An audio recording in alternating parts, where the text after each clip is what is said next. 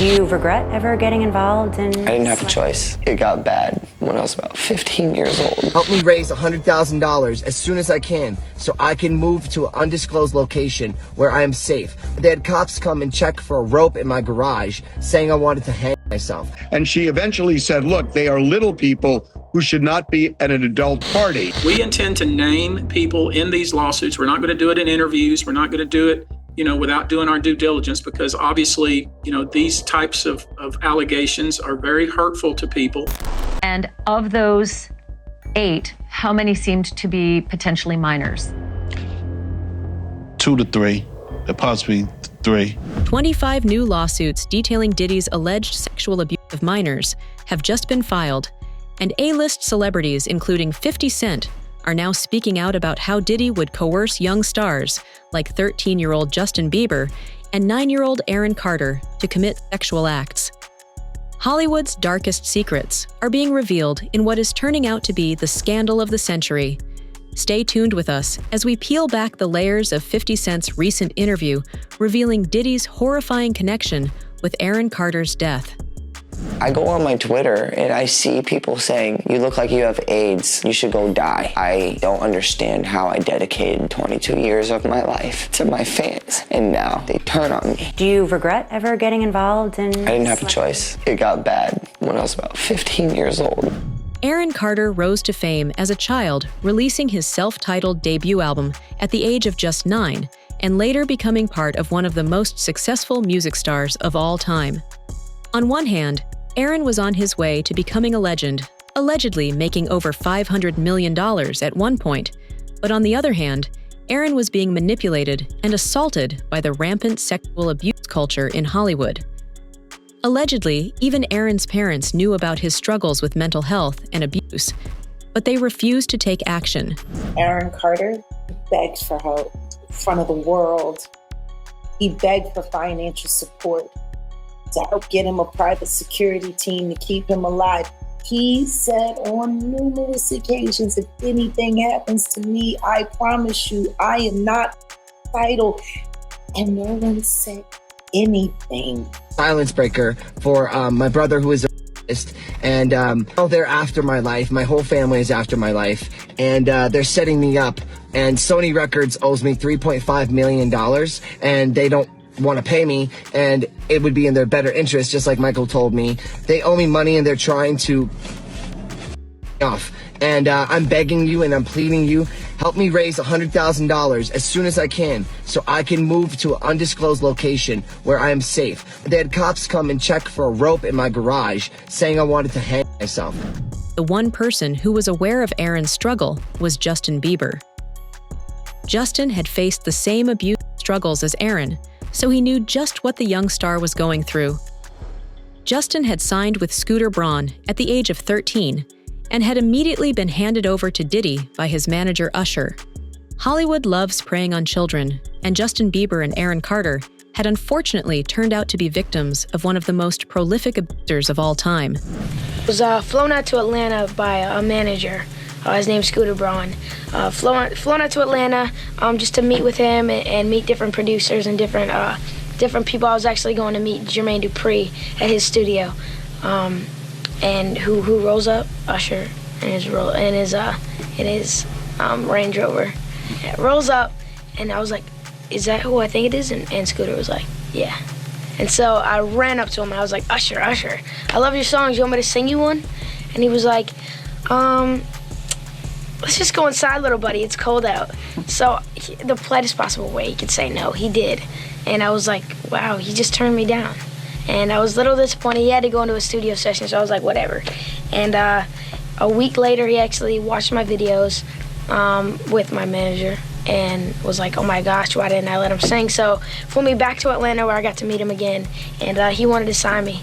But there was something else. Justin Timberlake, right? Yes, Justin Timberlake also wanted to sign me. It was kind of like, what happened was Justin Timberlake and Usher both went into a ring and boxed it out. And the outcome was Usher. I think it was a TKO. Diddy got legal guardianship of Justin Bieber for 48 hours back in 2009 And ever since then, Justin has been stuck in a downward spiral. Who knows what Diddy did during those 48 hours? The one time that Justin did try to bring up what Puffy and he did during that time, Diddy shut him up on national TV. If that wasn't weird enough, there's also footage of Justin Bieber literally shivering after Diddy met up with him and seemingly pressured him into giving his phone number. We've become friends in a strange way, you know? Like Robin Big. Yeah, it's like... Exactly. I'm big and you're Robin. Yeah. No, I mean, to a lot of us, he's like a little brother. You know what I'm saying? He's not afraid to call and ask for advice. He's somebody that, in the industry-wise, the record industry is a strong family, and he's somebody that, you know, we definitely have our arms around, and we want to protect him because he's such genuinely a nice person besides his talent. You know what I'm saying? He's one of the greatest kids that you could ever know. Justin,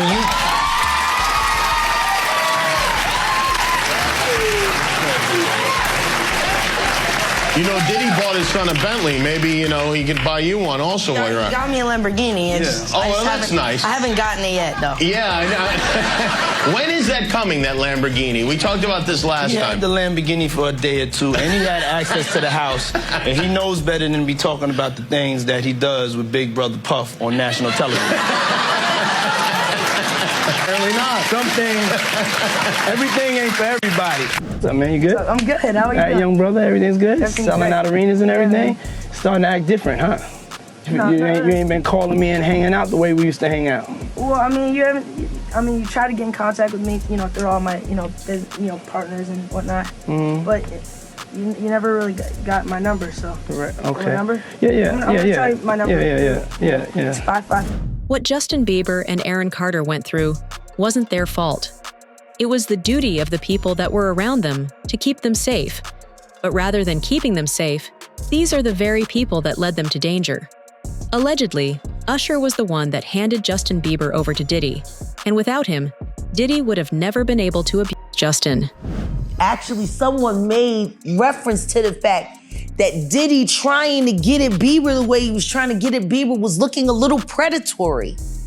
And then Usher came in and discovered it and managed him and got custody of him and promised to look after him. And then he sent him to the diddler. Allegedly, Usher was continuing a cycle of abuse that started with him. Back when Usher was 13 years old, he was sent to live with Diddy at Puffy Flavor Camp, and in Usher's own words, Diddy exposed him to sexual activities that he didn't understand. The most shocking thing, however, is what Usher said about his son in connection to Diddy. Moved to New York City, and I lived with Sean Puffy Combs for a year. That's the crazy thing. Now, that was L.A. Reid's idea, right? We're sending you New over York to City. something called Puffy Flavor Camp. There you go. To learn Flavor Camp. Yeah, Flavor that's what it Camp. was called. And you're going to go to Puff Daddy's. He's going In the 90s, do you understand what that's like? Puffy's place was like just filled with chicks and orgying like nonstop, right? No, not really. Come on. But hey, it was curious. I got a chance to see some things. Yeah, but you were 13. What were you seeing? I went there to see the lifestyle, right? And I saw it, and it was, but I don't know if I could indulge and understand what I was even looking at. It was pretty wild. So nobody tried to, some woman didn't come along. I didn't say that. Okay. I didn't say that. What I did say is that there were very curious things taking place, and I didn't necessarily understand it. Biggie Smalls was there. Biggie Smalls was there. Lil' Kim, Craig Mack. All these people are hanging around. Yeah, man. Faith Evans. your parents Jodeci, were Mary J. okay? Blige. They didn't know nothing about this shit. Oh. I was having a good time, you know what I mean? Does he have you doing any chores? Are you doing dishes at all? I mean, to keep you humble somewhat? Or are you just like, can you stay up till 4 a.m. with them and party? I mean, I could. I actually stayed up longer than them. And do you have money? What's going on? I mean, I had like per diem. I had like, what like a living. life. Yeah, it's pretty crazy. 14 years old. You're a dad now. Would you ever send your kid to Puffy Camp? Hell no. Weirdly enough, Usher's alleged abuse didn't end when he grew up, but instead Usher and Diddy remained close even as adults. Leaked footage from a Diddy party actually showed Diddy and Usher together. And believe it or not, Diddy actually confessed on camera that he slept with Usher. We want to thank you. Come in. Don't sit on the bed at night. No homo. No, just don't get close to the bed. Don't get close. But it's just like, we want to thank you for hosting the thing, man. It's been a pleasure. You didn't have to do it, and you did it. No. I definitely didn't have to do it. I definitely didn't have to. First and foremost, I'm not getting in the bed. Shouts out to him and what he did. I'm just gonna, if we can, let's just put the camera a little this way, just so we're not. I don't want my shot to even, I don't want it to come close to the bed at all. Usher look like he fresh off a goddamn plane. Usher. Fresh off the garden stage. That's my brother right here from day one. We used to wake up and, pause, but like just back in the days when he was like 10 and I was a little bit older, his older brother, we used to fight over the Frosted Flakes. You know what I'm saying? Before pause was invented. You know what I'm saying? But it's my brother for real. We used to actually wrestle off of the Frosted Flakes because he used to always get up early with me. Now he's one of the richest stars in the world. And What the fuck did Puff just say? Nobody's gonna acknowledge this but me. Puff just said we used to wrestle over the Frosted Flakes. And we're streaming live. That was stupid. Listen, that was fucking stupid. Listen, we're having a good time, yo. Usher made it. This isn't a harmless joke. Usher and Diddy have long been rumored to be intimately involved with each other, and several sources close to both of them have confirmed this multiple times. In a recent episode of The Art of Dialogue, Diddy's ex-bodyguard and head of security Gene Deal detailed how he saw Diddy groom Usher and used him for his own twisted pleasure. But how dare you say a man that groomed you, you gonna give him a pass? Bruh, you know I know. Let me reframe you on something. Remember Usher? We was at the Swiss Hotel. Puff had Kim in the room. Had one of Keith Sweat's baby mothers in the big room outside the master bedroom. He came outside in his robe.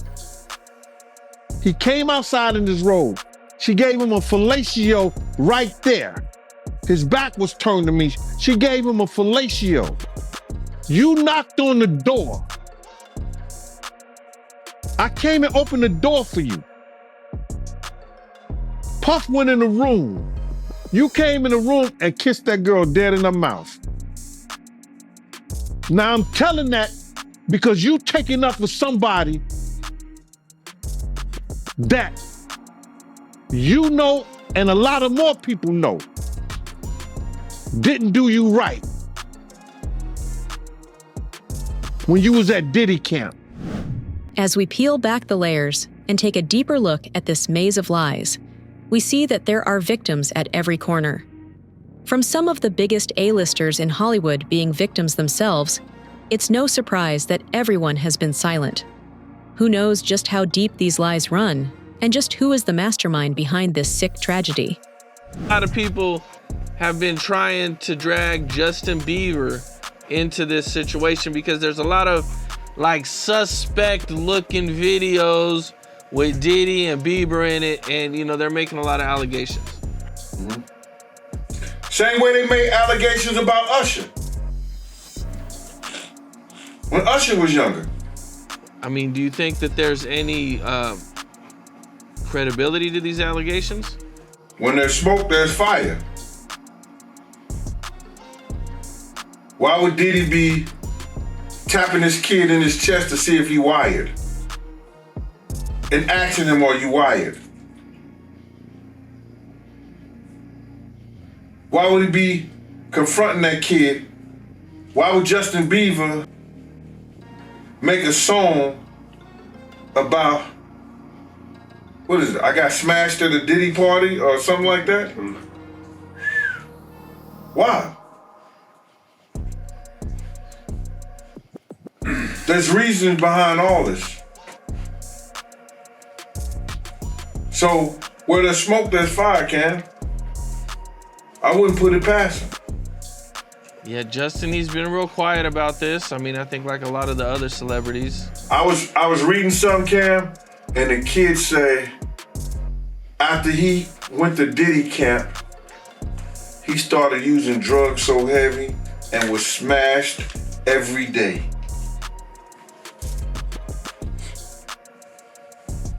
What would cause a kid who wanted to be an artist in the music business, all all of a sudden to start getting high and drinking and drugging, popping pills and smoking. What would cause a kid to do that? I mean, usually trauma. Or a Diddy party.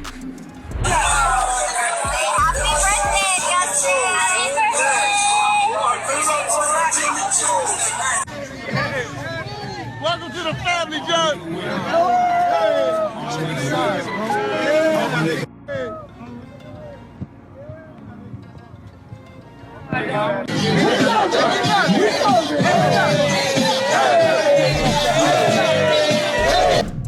New reports are coming in every day, and the most shocking part of the entire story is that some of the actual tapes recorded by Diddy are being leaked now.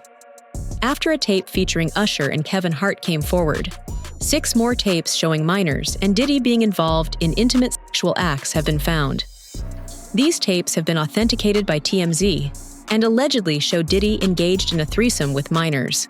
And I want to start with Tania Wallace, who claims she's been at a freak off and said she saw children, and it was hard for her to say it. It was very hard for her to say it, Ashley. So what she said was that she was flown out from LA to Miami by the Saudi prince. And they ended up eventually on Star Island at one of Diddy's parties. She says, you know, among many other things, I mean, she goes into detail. This, she says, happened in 2018. She says that she walked into the house and there was a cluster of adults around what she described as little people.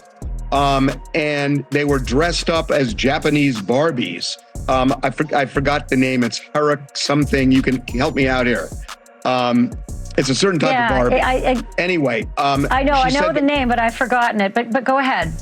So she explained that that they were just clustered around these little people, and I kept pushing her, and she eventually said, look, they are little people who should not be at an adult party. And I pushed her, and it was apparent what she was saying is they were minors. Now, she didn't see anything specific that was going on with them other than that adults were kind of huddled around them. But she told just a wild story about what was going on at the house, even at 7 a.m, that this thing apparently raged all night long.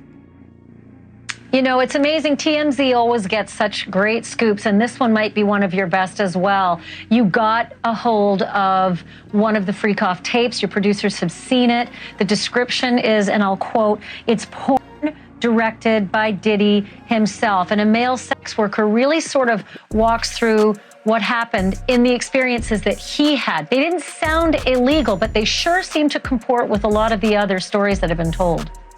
Yeah. So this was a threesome. What you would ask me about earlier about Tania Wallace, she said there were more than 100 people at that party, including at least 4 celebrities. But this, what you're talking about now, was a threesome, and that's something that the U.S. attorney even referenced, and his lawyer in an earlier documentary we did. He was describing threesomes. He says it was all consensual. So yes, what we're told is that this male sex worker was flown out to various locations over a couple of years: Miami, New York, Los Angeles, and one other. In the midst of the entire situation, at a time when new celebrities are being exposed every day for their relation with Diddy, only one big name celebrity is speaking out, and that's 50 Cent. 50 has been against Puffy since the early 2000s and has even gone as far as to say that Diddy is actually the one responsible for the murder of Biggie Smalls. Wait a minute, there were other people who were signaling to us that something was very wrong with Diddy, and they were virtually just being laughed out of the room. One person who was always anti-Diddy and was always speaking about Diddy as a problematic person was 50 Cent. And it turns out that it's just been announced that he's created a docu-series on Netflix. I can't wait to see this.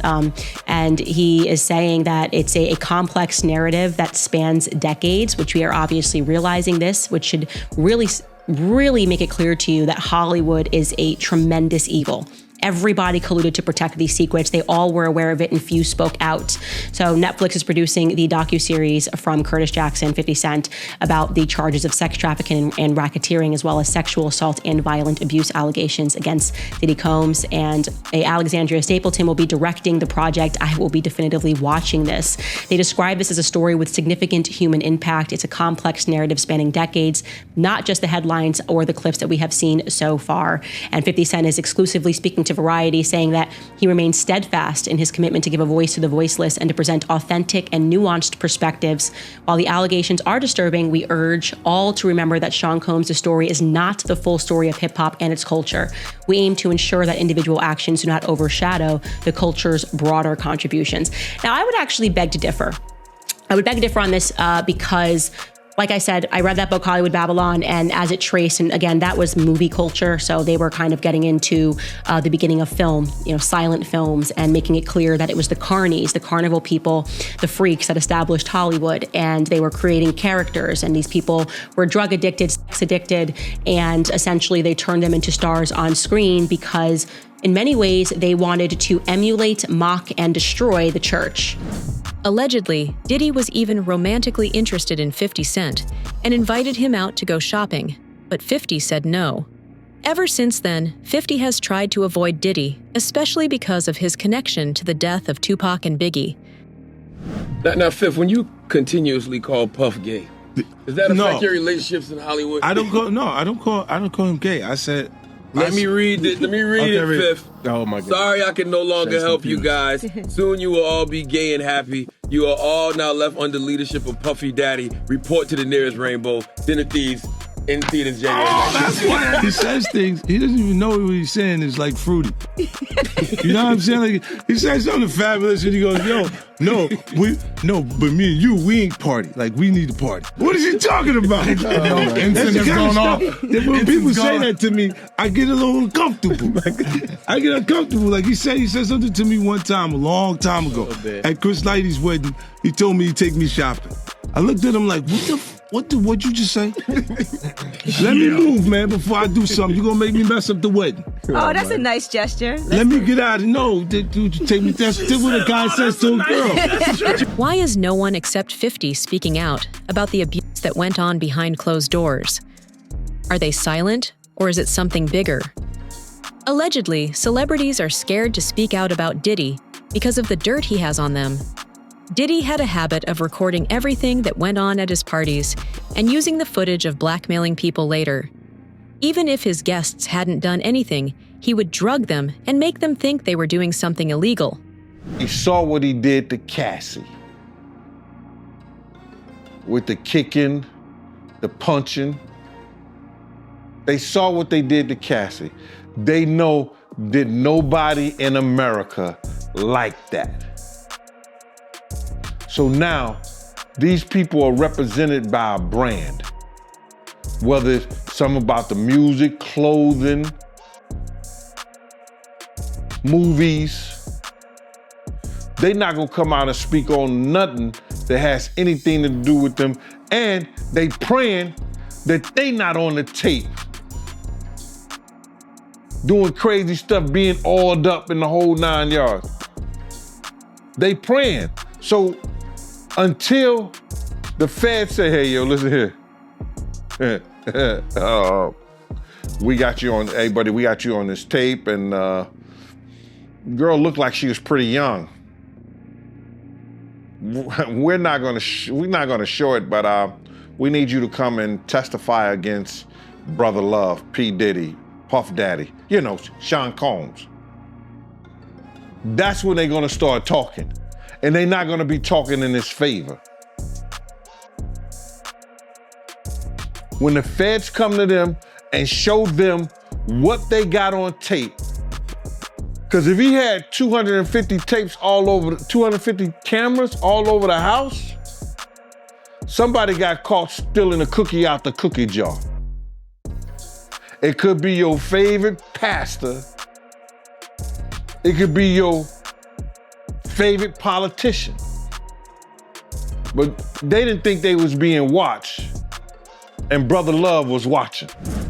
Now that names are finally being exposed, everyone who was at Diddy's parties, including celebrities, athletes, producers, and even British royalty, are worried about what the tapes might show. There are a lot of people in Hollywood who are probably worried about which Diddy parties they were at and what was going on. That's not to say that they were necessarily even involved in any of the things that are alleged by the U.S. Attorney's Office.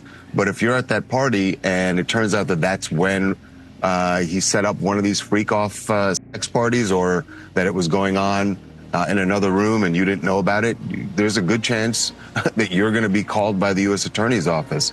And certainly if you were involved, you would get a call, because they're going to want to know everything you want to know and may even want you to be a witness. I just think, we're just starting to scratch the surface of what this case this case is going to touch and involve, and the feds have said that this remains an open investigation. There could be more charges for Diddy. There could be more charges for other people involved.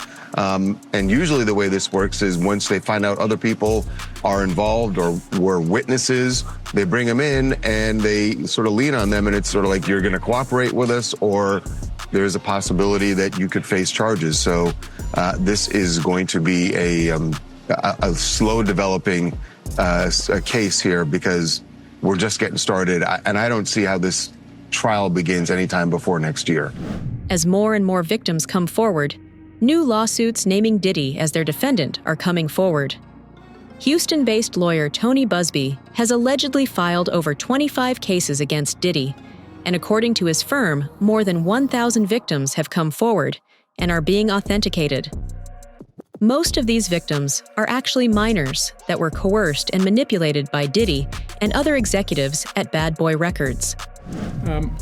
Another instance, another minor, told allegedly by Sean Combs that he would make him a star, but he needed to visit with him in private about it, away from his parents. Once they were in a private area, allegedly Mr. Combs made the victim perform oral sex upon him. Another incident, an individual 15 years old at the time, flown to New York City to attend a party, was drugged, and then taken into a private room, allegedly in the presence of Mr. Combs, where this female individual, minor, was raped, and then other individuals took turns raping her.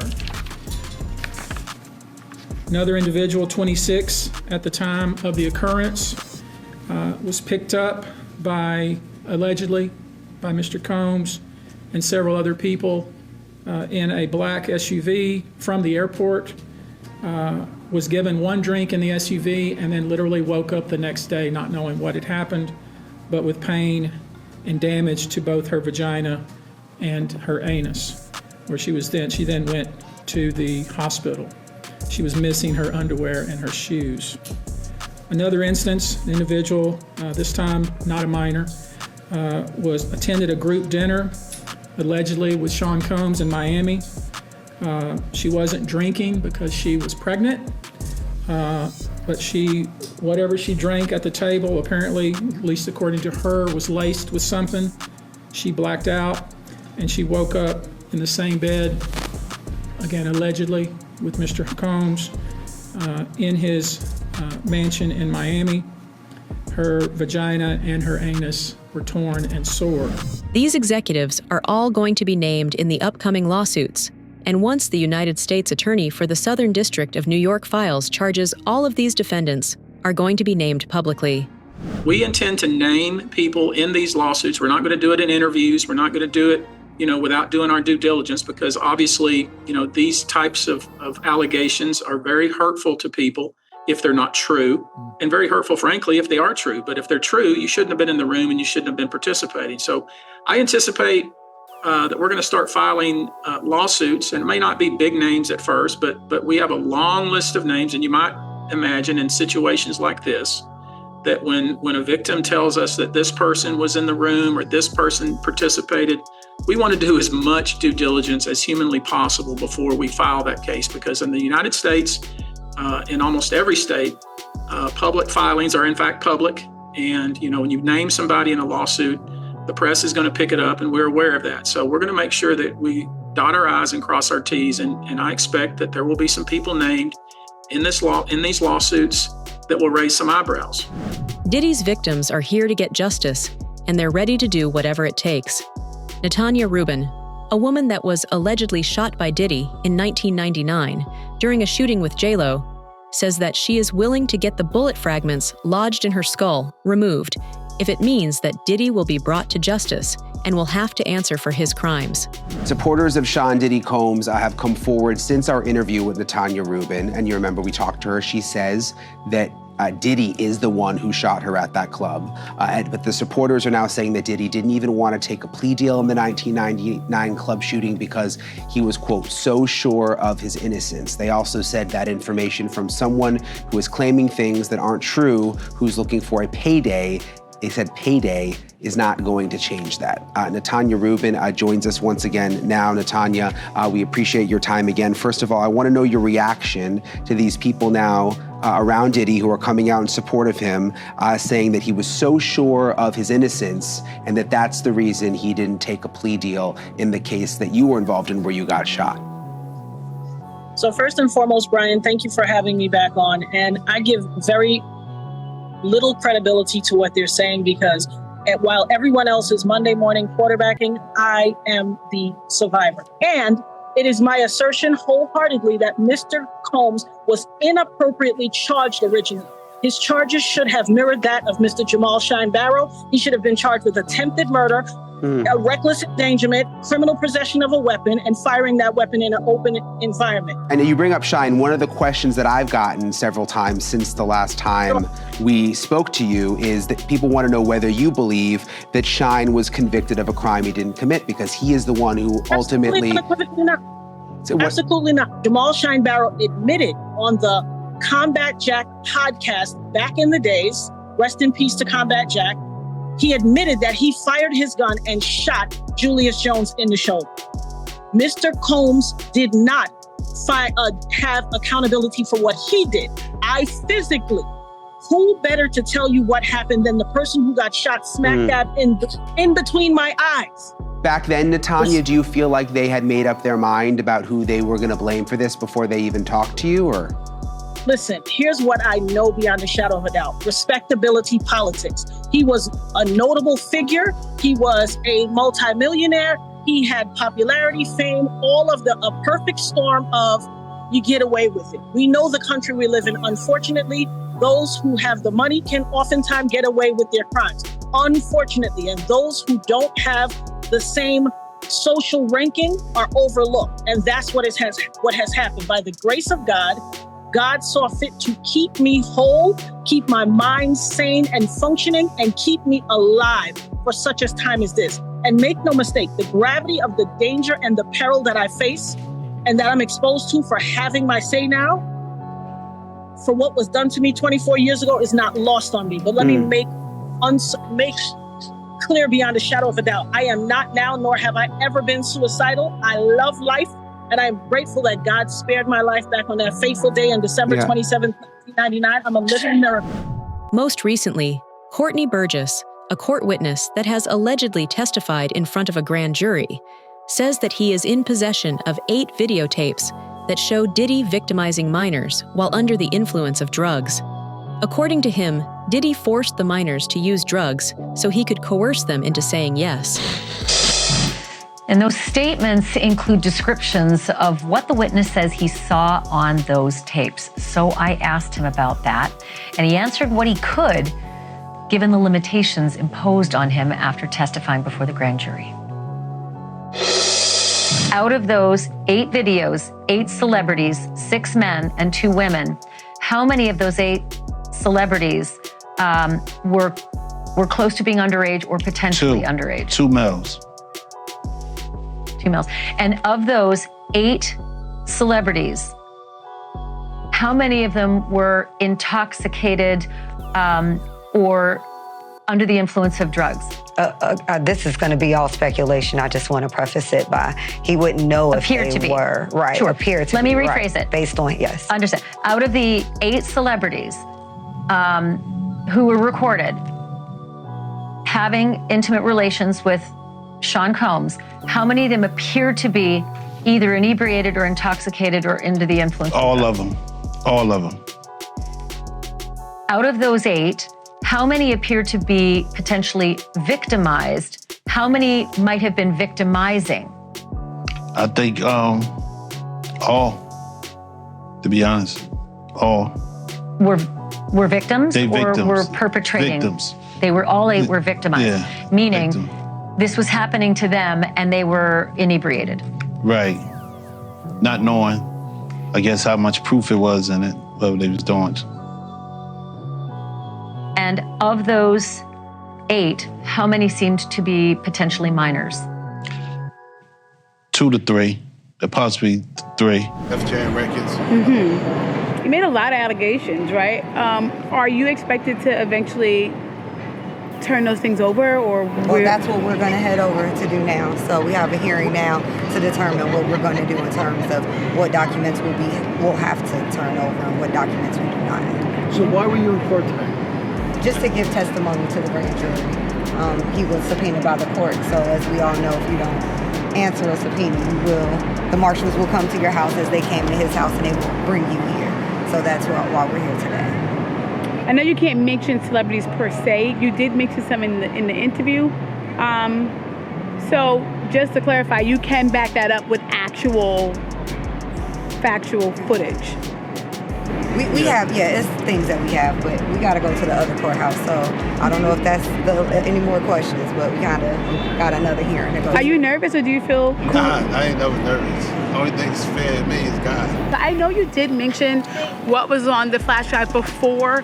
Would you be able to kind of go over that now, or is that something that you can't discuss? No, we're trying to go to discuss that now, what we will be able to talk to in terms of what was available and what was on those flash drives. Okay. But it was the book, So it is Kim Porter's book, but not necessarily some of the stuff with the celebs that were mentioned besides. It's hers. Nobody touched it. Oh, so it is her official book. Yes. Nobody. And no one touched it. Nobody altered it. Nothing. So it's not the copy that the gentleman said that he was selling before. No. No. It's 2 different copies. That one was edited, and we have the original copy. Diddy is just one of the people that will be implicated when the tapes that were taken from his Miami mansion come forward. According to several criminal lawyers, the raid at Diddy's mansion was merely a cover-up for retrieving tapes that would implicate U.S. ex-presidents like Obama and Trump. This conspiracy involves some of the most famous people in the world, and it's only a matter of time before all secrets are revealed. How you feel about the situation that Diddy had? Let's say this. Something else is going on. They didn't raid, they searched with a warrant his premises on the West Coast, right? They searched his premises on the East Coast in Florida, right? On the same property that the premises was located that they searched in Florida, he had a second mansion. They didn't touch that one. Why not? And when they walk out of there, they got a small trash bag and they have a medium-sized cardboard box. What was it they seized that would fit into those items? I have a sneaking suspicion from my background in criminal defense that what they seized was some evidence that was very incriminating to other people. Now, after they seized the evidence, they had no probable cause to arrest him on any crime. He hasn't been indicted. They talked to him at an airport before he got on a private jet to fly to an island that has no extradition agreement with the United States. Have you heard anybody trying to prosecute him? Not at all. So what did they do? See, the feds are interesting. Who served the search warrant? Homeland Security. Now, what the hell do they have to do with that? That's a FBI mandate.